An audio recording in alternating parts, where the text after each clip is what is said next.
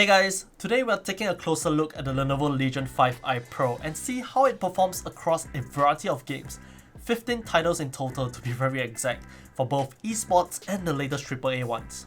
Now, if you actually follow our channel, you would know that we did review this laptop just a little while ago, and if you've yet to catch that, do check it out in the cards up above or in the description down below. But for today, this video is actually sponsored by Lenovo, so huge thanks to them for that. But before we get into the meat of things, let's talk a little bit, a brief summary if you will, about this very gaming laptop. For a start, if you're used to the previous generation of the Legion laptops, this will feel very familiar to you. In fact, design is downright the same with the exception of that Y logo on the lid, now being replaced with a simple Legion font. Build quality is as great as before, with most of the chassis being made of aluminum, and it feels just as sturdy, just as premium. For the display, you still get the option for Quad HD.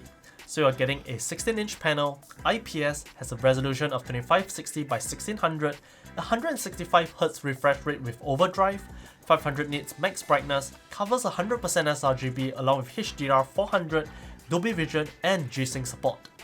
In short, a really beautiful display that's pretty much great for just about anything, but especially gaming. And then we come to the specifications. An Intel Core i7-12700H, a GeForce RTX 3070 Ti with a maximum 150W TGP, 32GB of DDR5 RAM running at 4800MHz, and 1TB of PCIe 4.0 SSD storage. So with all that said, let's talk about gaming. To set the record, we only test on the performance profile with the dedicated GPU mode turned on alongside the GPU overclock toggle at its default settings. All of these are available via the Lenovo Vantage software. This ensures that you're getting the best possible performance from all that hardware. To add on, we'll be testing at both 1080p and 1440p, and not the native resolution of 2560 by 1600. So definitely do take note that the performance at the native resolution will just be a tad lower compared to our 1440p results. Without further ado, we start off with the first game, a classic favorite, CSGO. With basically every setting maxed out including anti-aliasing, you can expect average frame rates nearing 400 at 1080p. Everything is butter smooth and just enjoyable to play. Bring the resolution up to 1440p and the frame rate drops down a little. But even so, it's still well above 300, which will certainly make full use of the 165Hz display. Do note that for CSGO, in order to achieve the high frame rates, you will have to enable console commands. Overall, really smooth. Next, we have Valorant, really popular nowadays and surprisingly really easy to run.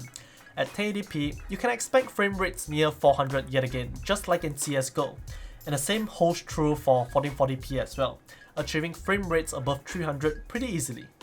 We then have Apex Legends, which is quite the more demanding title within the esports category. For this game, we have everything pretty much maxed out except anti-aliasing, and we have Nvidia Reflex turned on but without boost. At 1080p, the frame rate gets a little over 200 on average. If you push the resolution up to 1440p, it'll be just shy of the native refresh rate of the display. But overall, definitely still a fantastic experience. But now we get into more demanding titles, and we start off with The Witcher 3. Even though this game is now several years old, it still packs a punch. At 1080p ultra settings, you get an average frame rate of about 148, while upping the resolution will result in an average frame rate of about 103. Despite the age of the game, it still looks beautiful and certainly still requires quite the horsepower to run. It's a great game. Now we turn to a game that finally made it to PC, God of War. At 1080p ultra settings with DLSS set to balance, the Legion 5i Pro achieved roughly 92 frames per second. At 1440p, the same settings with DLSS set to balance as well, frame rates averaged around 75 or so. As for Elden Ring, this game basically has a capped frame rate of a maximum of 60. So in essence, no matter resolution, you can expect basically a locked 60 frames per second experience throughout, which can either be a good or bad thing. Our only suggestion is to keep VSync off and to use G-Sync instead. Now for a game that's equally dark but you've got guns, we have Resident Evil 3. At 1080p, frame rates can hit an average of 228, and at 1440p, it's still a very respectable 152. Of course, the frame rates will vary depending on the scene and the light source, but definitely very enjoyable no matter when and where. For those of you who like your MMO, we did test Black Desert Remastered as well, which is arguably one of the more difficult titles to power in the category. At 1080p Remastered, we were getting roughly 125 in average frame rate, while at 1440p that drops to 92. Safe to say, Black Desert is as difficult to run as ever. We also tested War Thunder, which might serve to be interesting especially with their latest 4K texture update. With the Ultra HD textures and basically maximum settings, you'll get frame rates averaging around 245 on the ground at 1080p and about 168 frames per second at 1440p. Next up, we have Halo Infinite, and we tested mainly in multiplayer mode only. At 1080p Ultra, you can expect a frame rate just shy of 130, and at 1440p Ultra, the average frame rate drops down to roughly 93. Tracing back a few hundred years, we get back to a slightly more current Battlefield with Battlefield 2042. To be very honest, testing this game is really weird per se, especially with all the performance and bug issues that have yet to be fixed, so definitely do take our results with a grain of salt. But in essence, you'll be getting roughly 124 frames per second at 1080p Ultra and about 97 at 1440p Ultra, both of which has DLSS on a balanced setting. The weird thing is when you compare ray tracing performance, in which while performance does indeed drop, the difference between resolution is almost non-existent, 75 frames per second at 1080p and 72 frames per second at 1440p. We then have Shadow of the Tomb Raider, a kind of classic benchmark by now especially for ray tracing. For the standard 1080p at ultra/higher settings with DLSS on balance, you will get 152 frames on average, and at 1440p it will be about 123 frames. Turn on ray tracing with DLSS set to balance and you'll get 124 frames and 98 frames respectively. Now for the notorious Cyberpunk 2077, you will get 130 frames on 1080p Ultra, while that drops down to 77 on 1440p Ultra. Turn on ray tracing and performance will drop to 72 and 47 respectively with DLSS. No surprises here, despite the flack that Cyberpunk 2077 has received since its launch, it is still a fact that it's a really demanding game to run. Thankfully, there is G-Sync support, so even when the frame rate drops below 60, it still feels relatively smooth. We then have a really recent title, GhostWire Tokyo, and honestly, this game is really interesting with a first-person gameplay set in the urban city of Tokyo.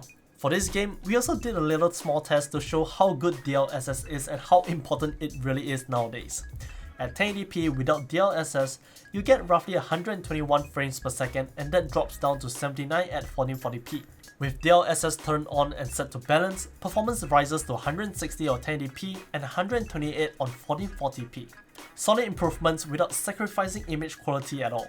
As for ray tracing, you can expect 62 and 33 frames per second respectively without DLSS and 102 and 17 respectively with DLSS.